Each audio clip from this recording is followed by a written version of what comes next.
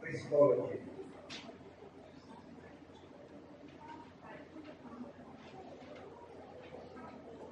And so very self-explanatory, no? Nakita niyo naman yung kanyang salitang ugat o yung root word, pinagbalang salita, no? Christ. And the word logos or logic, Christ, ology. And logos, natatandaan pa ninyo, no? Logos was translated in English, the word. In the beginning was the word or the logos. Bakit kaya ang titulo ng Panginoon ay logos? No? Dahil logos or word represent concept. Nagre-represent ang idea ng logos. Among the Greeks, among the Romans, they have this concept of the great logos. Pero hindi sila naniniwala na ang logos personal. Hindi sila naniniwala that logos is divine. Alam lang nila sa logos is an abstract force, abstract intelligence, pero pinakilala ni John, ang Panginoon Jesus, na yung kinikilala nilang logos ay walang iba kundi ang Diyos at siya isang persona. At sabi ni John 11, in the beginning, so pinagpulaan ng lahat is the logos. Kasi ang mga early thinkers, mga philosophers, naniniwala sila na mayroong someone or something that will explain na magbibigay ng unity in the midst of so many diversity. Kaya yung universe, di ba? Universe. Ano ba yung universe? Universe means unity in diversity. Dahil when we look around us, it's so diverse, There are so many diverse things. Napakaraming kakaibang mga bagay. Iba-ibang mga bagay. Kaya yung mga scientists, kinaklasify yan, tawag nilang animal kingdom, plant kingdom.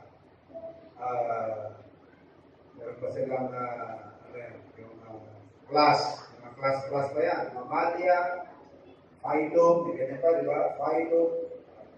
Phylum, class, mamalia. Ayan. May grupo rin ng mga microorganisms.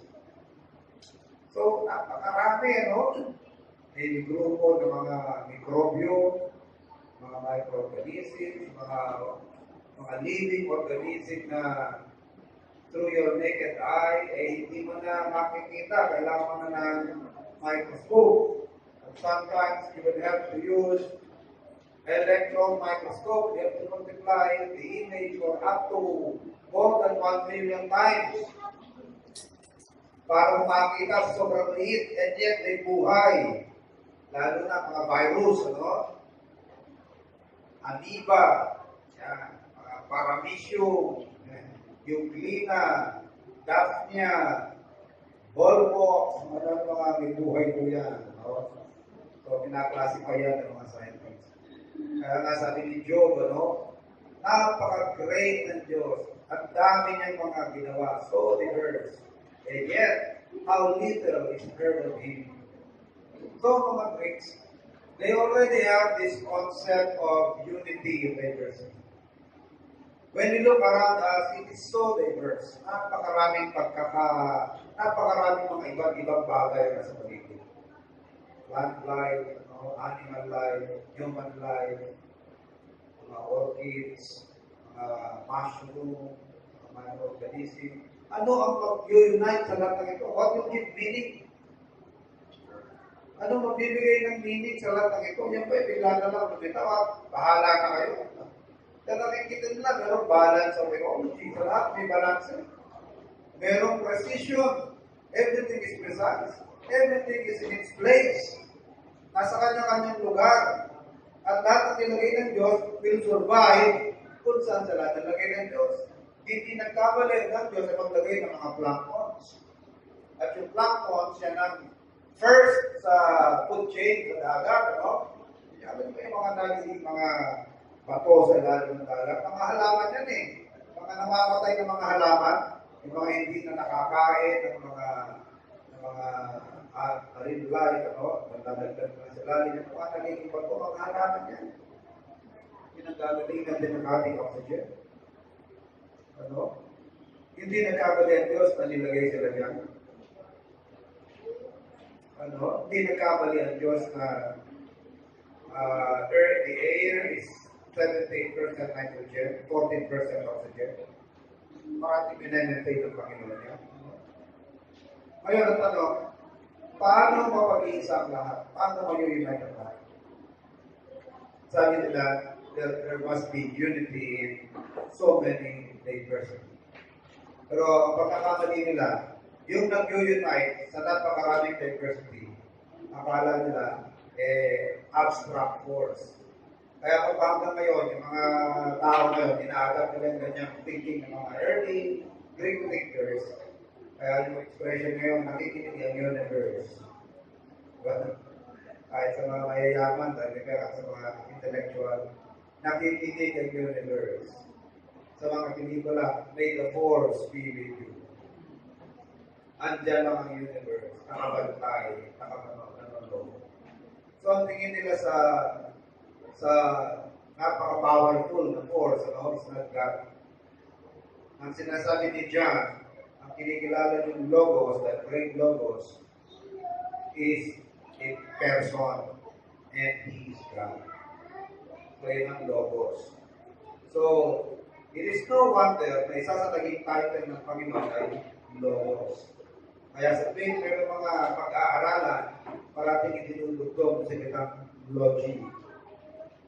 Kaya Logos means word, because word represents idea or concept. So anything you study about Christ is called Christology, or the concept about Christ. So it is the study of God the Son as Christ, the anointed one in His incarnate life, and subsequent offices and ministries. Although we can study Christ before His incarnation, existido na siya, no? Bago pa siya nagkataong tao, may ilaw ng ating Panginoon. Pero ang main objective ng Christology is to study Christ in His incarnation. No, siya po ay magkatawang tao. No? May subject kami niyan nung sa Rogel College. It is called Life of Christ. The life of Christ. Yung iba, tawag nila sa subject na yan, Christology. So it is the life of Christ, it is incarnation. The next word is the word pneumatology. Pneuma, what is pneuma? Pneuma, spirit, no? Kaya nga yung neustos, pneuma, breath, Theo, God, Theo, neustos, God, breath. They are all scriptures given by inspiration of God breath. But I would rather call it expiration. Diba yung inspirate sa expirate? When you inspirate, you breathe in. When you expirate, you breathe out. Ano? Exhale. Nagbubuga ka ng hangin. Yan ang expirate. When we speak, when we say words, may lumalabas na breath sa ating bibig. No? So that's how words or voice is formed. No? Kailangan ng movement sa mga organs dito sa lalamunan natin, voice box, vocal cord, plus the air, karoon ng vibration. Kita nila, di ba, may tao, yung sugapa sa sigarilyo. Hindi na makapagsalita, nilalagay nila ng mic dito sa lalamunan. Pero para na siyang robot. Habang nga pa lang si Jason Fernandez. 30 years na akong chain smoker. Nilagyan siya ng microphone na ito, nababalik-balik kami. So, kailangan ng hangin.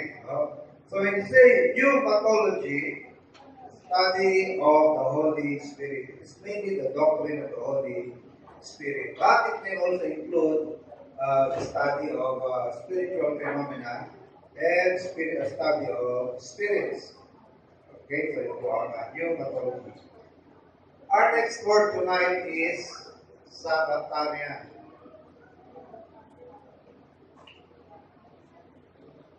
So, sino po ang mga sikat na Sabbatarian? Mga SDA, no? Mga SDA. Mga Seventh-day Adventists. So, ano ba ito mga Sabbatarian?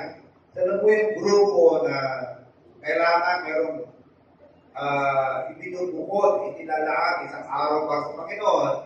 Tama naman yun, pero ang extreme sa mga Sabbatarian na ito, yung araw na inilalaan sa Diyos, kailangan bawal magluto, bawal maglaba, bawal pumunta ng restaurant, yun sila naging extreme. Ang mga Sabatista, ang kanilang panambahan, araw ng Sabado. Pero marami sa kanila, hindi naman talaga nakakatupad. Kaya ito, maglalaba ko rin, mongolin ko rin. So, those holding to a special day of rest and worship, whether on Saturday or Sunday, sometimes they consider that day unnecessary holdover from the Levitical law. Ang paniniwala nila, yun daw kasi ang sabi sa limang lima. 6 na araw ka magtatrabaho, but on the 7th day, hiniling ng Diyos na magpahinga ang tao. Tama naman yun, natin magpahinga dapat.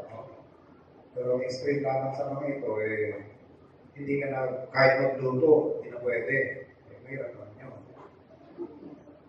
Pinagsakan ng Panginoon yung mga Parsiyo, di ba? Bakit ka nagpagaling? Araw ng Sabat, bawal yan. Pinagsakan niyo ako na itong taong ito na 40 years nang ipinipin ni Satanas. Na for the first time, baka malaya siya. Ayaw nyo. Kayo nga, yung hayop nyo, malaglag sa pangin, kahit anong Sabat, i-rescue nyo. Mahalaga pa ba ang hayop kaysa isang anak ni Abraham na 40 years nang pinarusahan ng demonyo? Concern kayo sa hayop nyo nahulog sa bangin, i-rescue nyo, mantalang ito, tao. Nagagalit kayo, nagumaling siya, kahit araw ng Sabat. Sabi ng Panginoon ay Panginoon din ng mga, ang Panginoon ay Panginoon ng Sabat. So, ginawa ang rule for the good of the people. Hindi ginawa ang tao para sa Sabat. Yan ang sabat ng Panginoon. Ginawa ang Sabat para masilbi sa tao. Dahil ang tao, pag hindi mo bigyan ng day of rest, hindi na magpapahinga yan abusuin ng sarili Ano isang nila ng tingin ko mabilis na ikinadidirect ng health natin ko dahil all her life, talagang napaka-active ng mother up to the last minute of her life. Bago siya nagkasakit, para lang makapagtinda, talagang iinom siya ng 3 alaksa, sabay-sabay, dahil kailangan niya bukas makapagtinda ulit. Para siya adik na sa pagtitinda. Ganyan, 2 araw pa lang sa bahay, pauwi na. At naghihina daw siya na walang ginagawa. Ayaw niya ng tulog, makahiga lang. Kahit matanda na, sabi ng mga contemporary niya, hindi ko na kaya yung ginagawa mo niya. May sunog man sa ulo, may tit ka pa. At naglalakad ng bariw-bariw, Kaya tao, pag hindi mo bigyan ng i-offer sa tao na magpahinga talaga. May mga tao po na ayaw na talaga magpahinga Lalo pa nung na-invent yung ilaw. Diba? Nagkaroon lang ng night shift. Isa may ilaw na Kung garado pa lang, may night shift ka pa lang. Na-invent ni Thomas Edison, yung bilya, yun. Nauso na yung pangkalit trabaho. Lighting ng mga tao. Pero ang lupa ka, binibigyan ng Diyos ang Sabat. Pahinga, di ba? 6 na taon silang pinapayagang magtanim. Pero sa ikapitong taon ng lupa, ayaman ng lupa. Sabi ng Panginoon, kung inaalala niyo yung kakainin niyo, titriplahin ko, sabi ng Panginoon. Para sa susunod na taon na pahinang lupa, meron kayong kakainin para sa buong taon na yan. At sa susunod na taon na magtatanim kayo, habang inaantay nyo, meron pa rin kayong kakainin. Kaya titriplahin ko ang ani nyo. Tigas pa rin ang ulo ng tao. Hindi pa rin pinahinga ang lupa. Hindi ka sila nagkalulo, no? Kaya binigyan sila ng Diyos ng 70 years captivity para ang lupa sa Israel maipahinga. So mga tao po may tendency na dahil sa paghahabol sa material, sa financial, may kayamanan, minsan may sasakripisyo ng kalusugan. Yung ironic na dyan they spend all their health to get well, so that in the end they will spend their wealth to recover their health. Para may recover yung kanilang kalusugan na nawala at saka hahabol sa wealth. Wala ng health, gastusin lang ng wealth para mabawi yung health. Hinay-hinay lang, no? Sabi ng Bible, having therefore food and raiment, therewith we should be content. Godliness with contentment is great gain. So, moderation of everything. Kailangan po ang moderation. Alam niyo po, pinasa lang ni Mahatma Gandhi yan, no? Hindi na niya kailangan ng fasting ng ilang buwan para lang ma-discover yung susi ng moderate life. Yun ang sinasabi niyang enlightenment, dahil sa kami meditate niya, na-enlighten siya.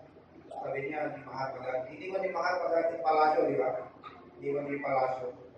At namundok para hanapin ang sagot sa buhay ng tao. At nag-ermitan siya ng ilang panahon, ng sarili, sa kabulugan, sa kagubaran, ng fasting.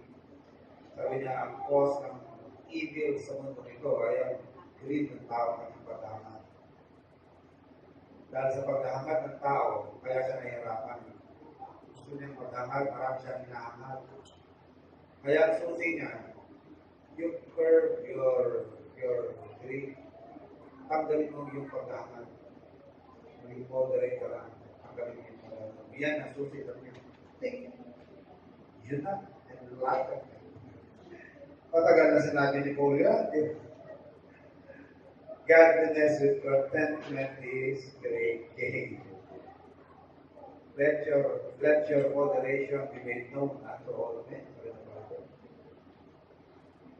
Let your moderation be made known unto all men. So, sabataryan. Wala na po na nagsasabat, pero mali naman yung ginagawa ng klase ng sabat. Wala na activity. Okay? Sabi nila, all over pa yan ng biblical period. Tayo, sa New Testament, hindi na tayo nagbabase sa Old Testament ng ating sabat. Ang ating pong day of worship, itinataon natin na Sunday, which is the first day of the week. Meron bang direct instruction na Sunday ang pagtitipon? Meron naman po indirect sa 1 Corinthians 16:1. Upon the first day of the week, let everyone gather by him in store, so that there be no gathering when I come. Sabihin, ang mga churches during those days, they gather and they collect offerings first day of the week. And through Bible pattern in the book of Acts, makikita sa book of Acts na ang day of worship ng mga churches is doing first day of the week. Nung nagpakita ang Panginoon sa upper room, it's first day of the week. Nung nagpakita ang Panginoon sa room kung saan nagtatago ang mga lugar for fear, at doon siya nakita ni Thomas, sabi ni Thomas, my Lord and my God, it's first day of the week, kapag nagkakatipon sila. So makikita natin na regular gathering ng mga churches ay first day of the week, which is Sunday. So natin pinather niya. Our next word is Calvinism. Pag may nagtanong sa atin, kayo ba mga Baptist Calvinist? Anong sagot niyo? Kayo ba mga Baptist Calvinist o hindi? O ano niya? Anong sagot mo na? Depende po kung anong ibig niyo sabihin sa Calvinist. Yun ang Oo, tatanungin na gano'n. Depende po kung anong ibig niyo sabihin sa sinasabi ng Calvinist. Kung ang ibig niyo sabihin sa tanong niyo na ako ba'y Calvinist, kaya ang ibig niyo sabihin ay follower ako ni John Calvin at sa teaching ni John Calvin at sa ko, hindi. Hindi ako kailanman follower ni John Calvin, hindi ako naniniwala sa teachings. Siya isang herehe, siya isang katoliko. Hindi naman nabaptize si John Calvin ng Protestant baptism eh. Ang dala-dala pa rin yung baptismo ay katoliko pa rin eh. He believes in infant baptism. He believes in amillennialism. There is no millennium for the Presbyterian.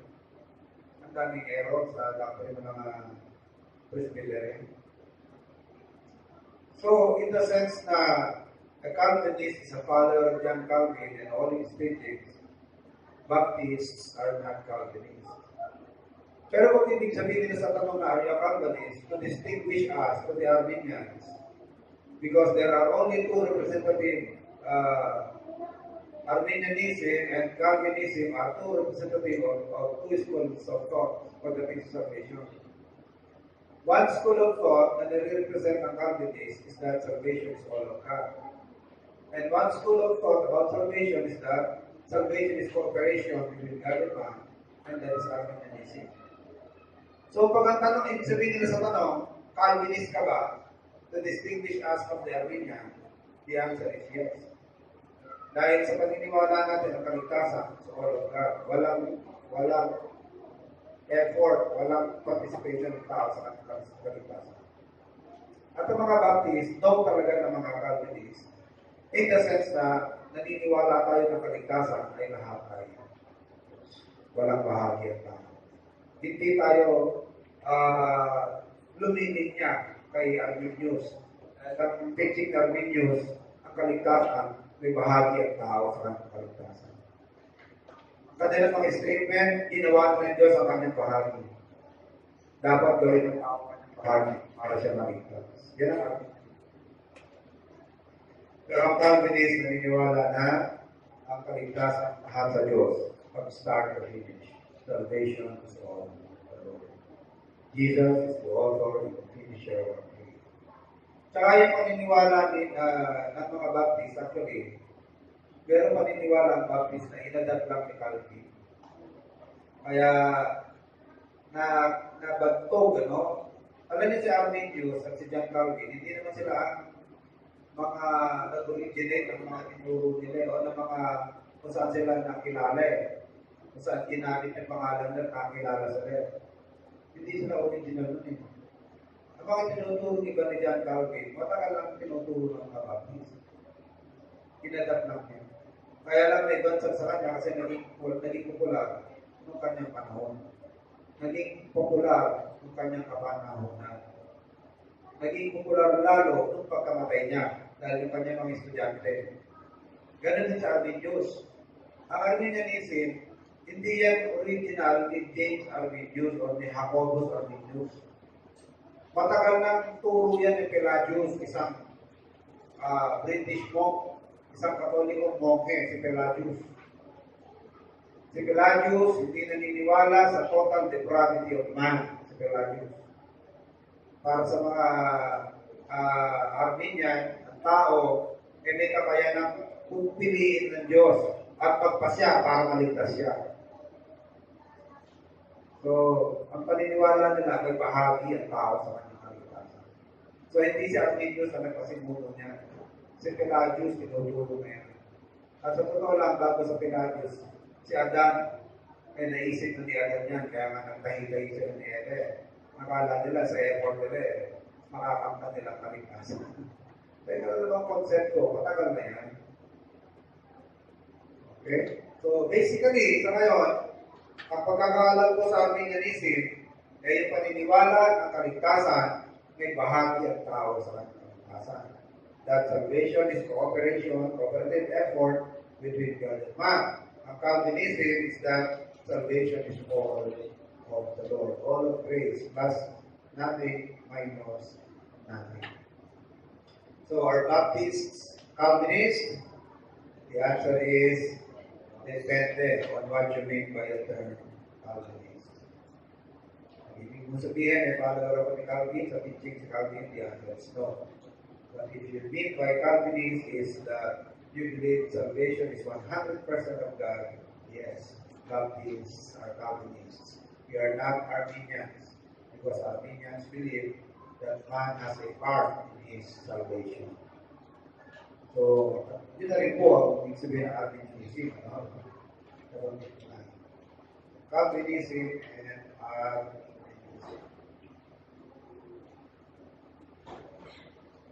Number 6, Pelagianism.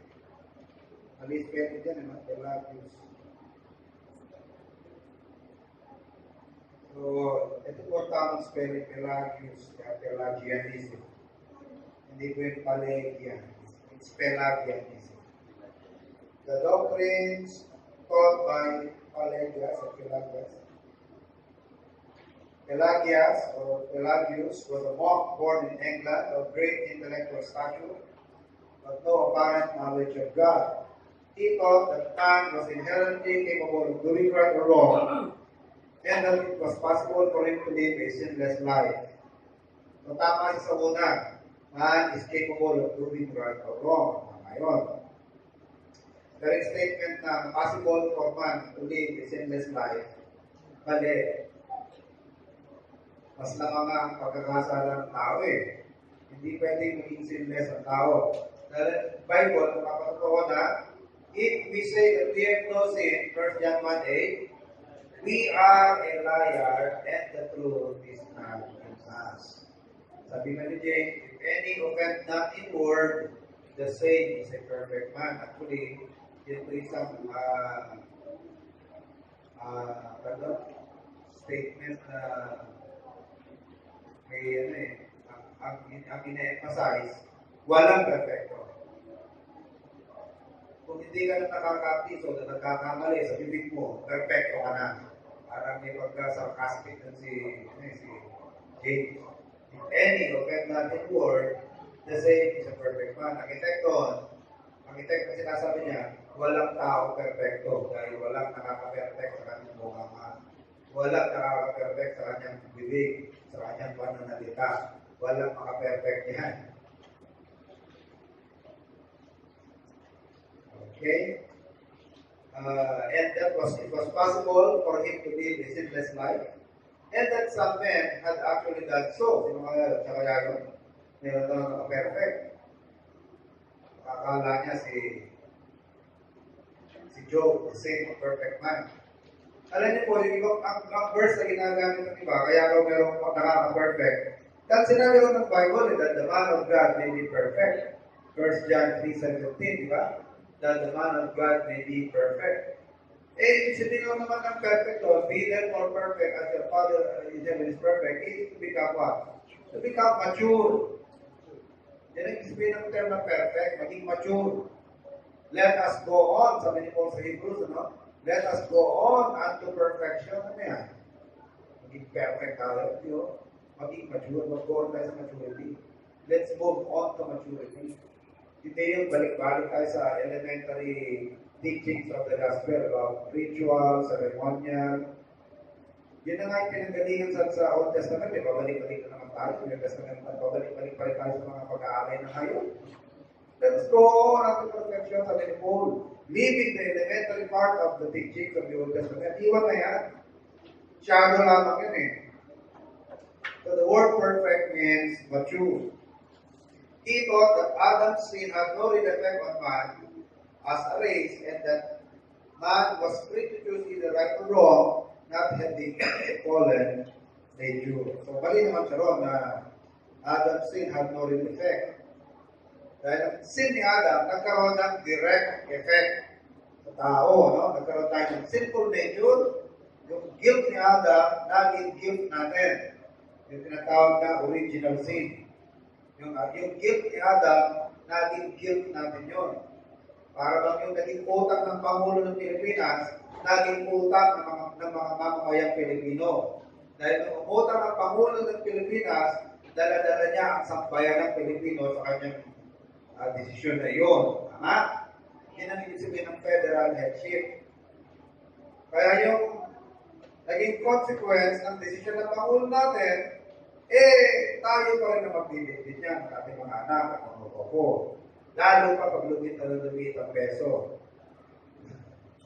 Ano ko, inutang ko, 20 to 1 pa lang dollar, ngayon, kung mag-60 yan, times 3. Times 3 utang natin. Kung nangutang tayo ng $1 trillion dahil sa inflation, o sa pag-devaluate ng peso, naging 160, naging 3 trillion na yan. Sabi ko, maliit pa yung ako ko ano? Meron na siyang utang na nakapatok sa kanya na dapat nang bayaran sa IMF. So, yan explain ang original sin, no? Adaming guilt and sinful nature na impute sa tao yan. So, thinking ni Pelagius, wala rin effect ng kasalanan ni Adam. Hindi ko naman matatanggap yun. Hindi natin matatanggap yun.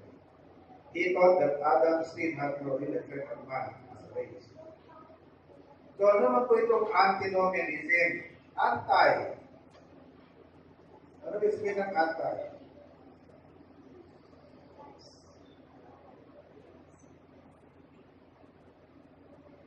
Yan. Dalawa po ang ibig sabihin ng anti. Sabihin ng anti, against. Pwede rin ibig sabihin ng anti, copycat. Kaya gustong mag-counterfeit o kayahin. Kaya si Antichrist, gusto niyang tularan ang Panginoon sa maraming bagay. Gusto niyang perform ng miracle, gusto niya rin magpasamba, sambahin niyo ako, sambahin niyo ang image. Kaya Panginoon ito, siya ang tumatanggap ng worship, ano? Kasi si Antichrist, gusto niya rin yun. So, isa pang meaning ng anti, against. Antibiotic, di ba?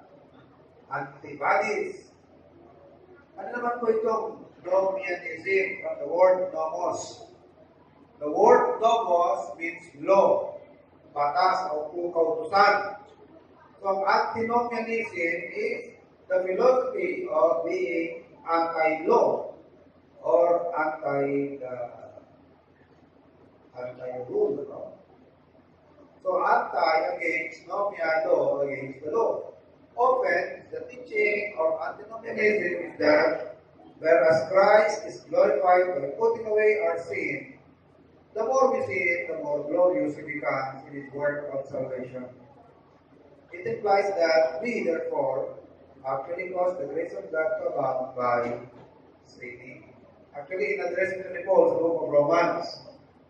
Kasi may mga antinomian sa during those days, sabi nila, kung gano'n pala ang turo, na biyaya ng Diyos, lalong sumasagana, mentras sumasagana ang kasalanan, lalong sumasagana ang biyaya ng Diyos, damihan pa natin ang kasalanan, para lalong sumagana pa lalo ang biyaya ng Diyos. Pero hindi po, meron mga tao na in-embrace yung ganong philosophy. So, totoo na mas masagana ang biyaya ng Diyos sa kasalanan. Totoo yun. At walang kasalanan na hindi kayang matabunan ng biyaya ng Diyos. So, greater ang grace kaysa sa kasalanan.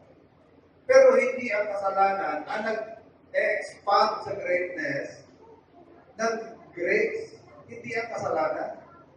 Kaya huwag mo nang tulungan ng paglago ng biyaya sa pamamagitan ng pagpaparami ng kasalanan para lalong dumami ang biyaya ng Diyos. Yung mga antinomians tulungan natin ng Diyos pa. Tulungan natin ang biyaya natin sa lumaki pa. Gamihan pa natin ang kasalanan. Pabor na pabor sa depravity ng tao yun, kasalanan. At ang tao hindi ligtas, talagang na-enjoy yung kasalanan di ba? Enjoy yung kasalanan. So, sabi niya po, shall we continue in sin that grace may abound? Dinigil niya mga antinomians yun part of Romans chapter 6, 6:1. What shall we then say? Shall we continue in sin that grace may abound? God forbid. Sabi niya Paul. Now, free will. Anong verse yung mga dyan po? Shall we continue? Yeah, Romans. Free will and free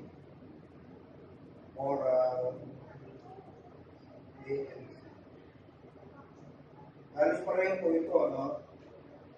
May moral agency, ang tao po ay moral agent, meaning parang individual na you have the freedom to act. You have the freedom to act or to determine your action, to choose. Free will means our will is free to decide. Ang yung will ay may freedom to choose or to decide. At totoo naman talaga yun, ano? At tayo naniniwala ng tao ay merong freedom of the will. Dahil kinopya tayo sa image of God, di ba? We are created in the image of God. Merong power to choose. Nakakapagpasya tayo sa ating mga gagawin. Na walang pumipilit sa akin, papalagay mo na pinipili ka ng magulang mo yung course mo na pupunit sa kolehiyo, sumunod ka. Pero kahit sumunod ka, pwede ka rin hindi sumunod kung talagang pangangatawanan mo. Pwede ka rin hindi sumunod. Pero kaya ka sumunod, yung will mo, sinuko mo, nagpasya ka na, ipapailalim ang will mo sa will ng magulang mo. Pero yung pagsuko mo, decision pa rin yung will mo yun. Isuko mo yung will mo. Decision niya pa rin yung nasa sarili mong will. So, kailangan hindi mo nawawala ang freedom ng will ng tao. Ang mali po lamang sa ibang mga tuturo ng freedom of the will, ang isang unbeliever, may kakayanan ang kanyang may freedom ang kanyang will o may kakayanan ang will daw ng isang unsaved na magpasya para sa kanyang kaligtasan. Yan naman ang kinokontra natin mga Baptists. Dahil sa paniniwala natin sa total depravity of man. Ang tao dahil totally depraved, hindi niya kaya i-exercise yung will niya bilang depraved na tanggapin ng Panginoon, nanampalataya sa Panginoon because it is outside His nature. Labas yun sa likas niya bilang isang unbeliever. Ano bang ganito yan eh? Ang baboy may sariling likas. Ang tupa may sariling kalikasan. Ang kalayaan ng pagpapasya ng baboy is determined by the nature of that baboy. Ano ba nature ng baboy? Malaya niyang gawin lahat ng gawain pang baboy. Yun naman tupa, may kalayaan niyang gawin lahat ng mga bagay na pang-gawain ng tupa. Ganun din ang aso. May kalayaan gawin ng aso na gawin lahat ng mga gawain ng pang-aso. Malayang tumahol. Pero ang baboy, hindi malayang tumahol. Diba? Ang ibon, hindi rin malayang tumahol dahil hindi niya likas na tumahol. So, ganun din, kapayas naman sa tao yan, dalawang klase ng tao sa mundo. Yung saved at unsaved. Pareho may will. Pareho may free will. Pero ibang freedom ng will ng saved at ibang freedom ng will ng unsaved at ibang sa saved. Okay? Pwede ba yung unsaved sabihin niya, sige na, tatapipin ko na nga ang Panginoon. Nagkakagal ng invitation eh. Sige na nga, magpapasya na ako. Sama mo na ako. Sama mo na ako dyan. Tatas mo na ako kayo. Lista mo na ako.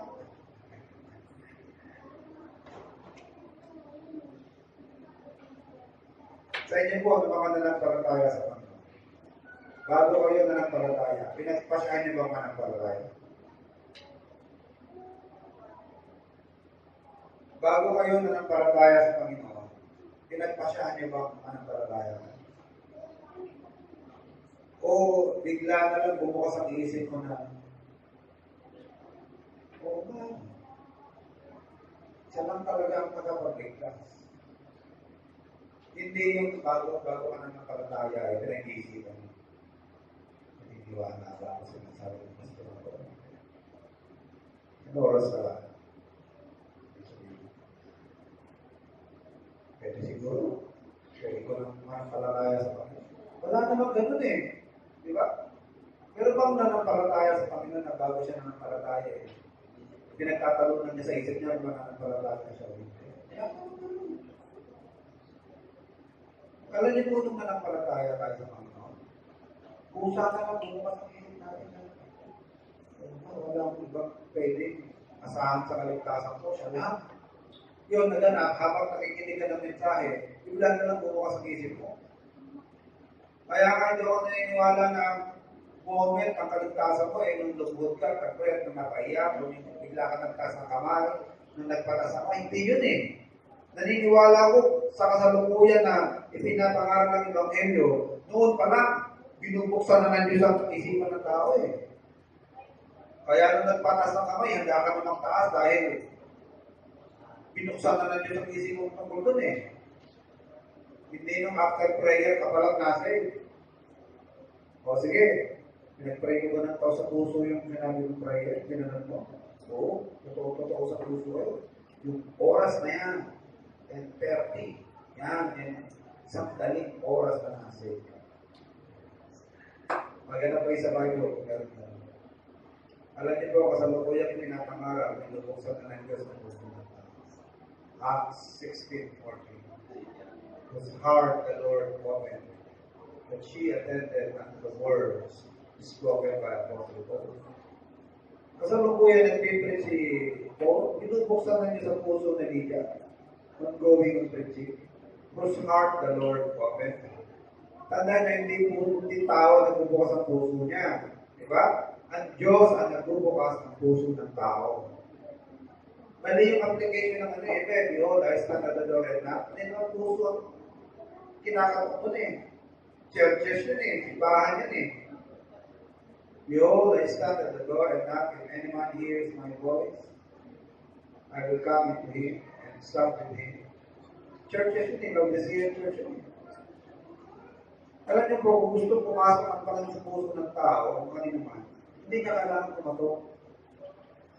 At hindi niya kailangan humingi ng paalam. Pwede ba ako pumatok? Hindi sabi, kung pinipresent ng Panginoon, parang kawawa sige na lang, buksan ng ninyo yung puso sa Panginoon. Totoo yung mga awitin na ganyan. Itulat inaraw sa labas ng pinto. Sabi ng song, yan, sa himnan natin, pinapang ko na. Hindi blasphemous yung third stanza ng song yan na He is so precious to me. Itulat inaraw sa may pinto. For He is so precious to me. For He is so precious to me. Ano sabi For He is so precious to me. Alam niyo sa natin? Below, for He is so precious to me. May stanza din na ang lyrics inulat inaraw sa labas ng pinto. Isang kahagagabag na Panginoon ang pinoportray ng stanza. Waiting outside the door of a man's heart, waiting to be invited, nag-aantay na imbitahan niya. Inulat inaraw. Alam niyo po, hindi ganyan ang pinakikilala ng Panginoon sa Biblia. Ang pinakikilala ng Panginoon sa Biblia, walang makakapigil sa Kanya. Inuutusan niya ang kidlat, inuutusan niya mga demonyo, inuutusan niya kung sino-sino, hangin, tumigil ka, bagyo, tumigil ka. Sa Diyos na makapangyarihan, walang makakaawat, walang makakapigil, walang makakasawatan. Our God is in the heavens, He doeth according to His will in the armies of heaven and in the armies of the earth, and none can stay His hand or say unto Him, What doest thou? Walang makakasawata, walang makapagsasabi sa Kanya anong ginagawa niya. So naniniwala po tayo sa free will of man, sa free moral agency ng tao, pero hindi nangangulugan ang isang unbeliever na may free will. Kaya ang kanyang will may freedom na maborn again kung magpapasya na siya. Dahil pagka-born again ng tao ay hindi sa will of man. John 1:13. Sabi ng John 1:13, which were born not by the will of the flesh, nor the will of blood, nor the will of man, but of God. hindi ho kapasyahan ng tao o kaya siya nabubuligin. Kapasyahan ng Diyos siya. Ang Diyos at ang tao siya. Pero hindi natin inialis na may free will ng tao. Free will siya ng isang unsaved. At iba naman ang free will ng isang saved. Magkaibang will doon. Ganun din yung will ng isang baboy at will ng isang ibon. Parang may freedom to do or act according to their nature. Only there are two different natures. Tanong, yung bang nakabilang ko may free will o wala? Yung tao nakabilang ko sa piitan. May free will o wala? May free will siya. Maaari siya kumupot, kayo, maaari siya kapinte. Kung gusto niya, pwede nga siya magpapatay eh. Walang bibigil sa kanya eh. May free will siyang gawin ang nasa isip niyang gawin. Pero, merong mga bahagi ng kanyang mga kapasyahan kahit na gusto niya, hindi niya magagawa dahil siya ay na-confine sa jail, sa maliit na room na yun. Ganun din ang will ng unsaved. Ang will ng unsaved ay malayang gawin, pero nakukulong siya ng kanyang nature na isang nature ng unsaved. Ang ganito lang ang limitasyon ng kanyang freedom of the will. Will of an unsaved person. Pero yung gawin niya yung para sa nature ng isang na-saved na tao, wala siya nun. Kaya nga sabi ng Biblia, may mga bagay-bagay na hindi kayang gawin ng isang unsaved. Ano yun? John 6, John 6, verse Corinthians 2:14, and Romans 8:6-8. Yan ang ilang bagay na hindi kayang gawin ng unsaved. Ang una, sabi ng John 6:44, ang unsaved, no man can come. No man can come. Ano yung sabihin ng can? Ability. No man has the ability to come unto me. Except, sabi niya, di ba? Except the Father draw him. Ang tawag unsaved, pag pinagpasyahan na niya makakalapit na siya sa Panginoon kung gusto na niya. Kaya Biblia nga nagsasabi, no man can come. Napaka-importante ang salitang can. The word can is ability. Nobody has the ability to come unto me except the Father draw him. Ano bang di kaya gawin ng unsaved? 1 Corinthians 2:14, the natural man receiveth not the things of the Spirit of God, for they are foolishness unto him, neither can he know. Ano yung can he know? He cannot know spiritual things because they are what? Spiritually discerned. Maunawaan ba ng unsaved ang spiritual meaning ng Bible? Ang spiritual teaching ng Bible? Hindi kaya ng natural man o ng unsaved man. Wala sa likas niya ang makaunawa ng mga spiritual man. Another thing, Romans 8:6-8, sabi niya, therefore, they that are in the flesh cannot please God. They cannot please God. For the natural man is an enmity against God, for it is not subject to the law of God, neither indeed can be. Tama? Tama mo yung verse? Alin? Pagkatin mo nga po, Romans 8.